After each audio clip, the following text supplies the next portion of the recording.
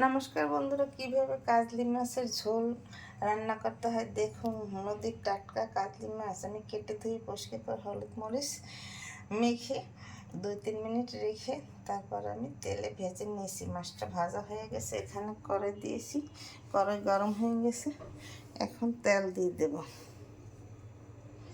বেশি তেল লাগবে না, সামান্য তেল হবে। আর এখানে পেঁয়াজ রসুন আদা নিয়েছি, আর রোজগার মশলা নিয়েছি, হলুদ মরিচ লবণ জিরা গুঁড়ি ধনে গুঁড়ি আর গরম মশলা আর জল লাগবে। এখন তেল গরম হয়ে গেছে,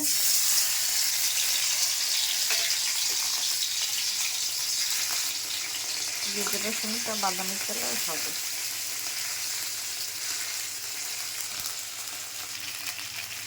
পেঁয়াজ রসুন বাদামি কালার হয়েছে, এখন একটা তেজপাতা দিয়ে দিলাম।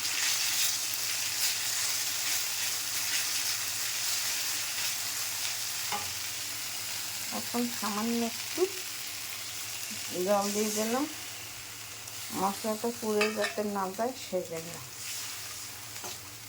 দেখুন, কাজলি মাছ রান্না করতে বেশি সময় লাগে না, তাড়াতাড়ি রান্না হয়ে যায়।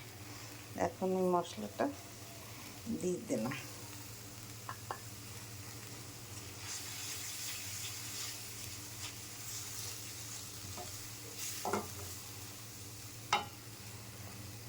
এখন 1 টেবিল চামচ তেল দিয়ে দিলাম।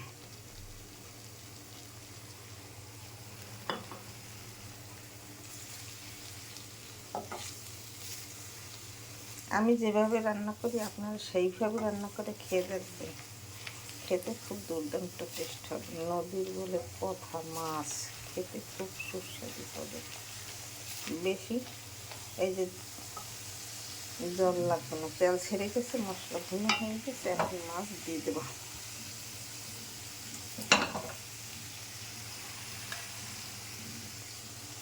জল দিয়ে দিলাম, এইটুকু জলেই হবে, বেশি জল লাগবে না।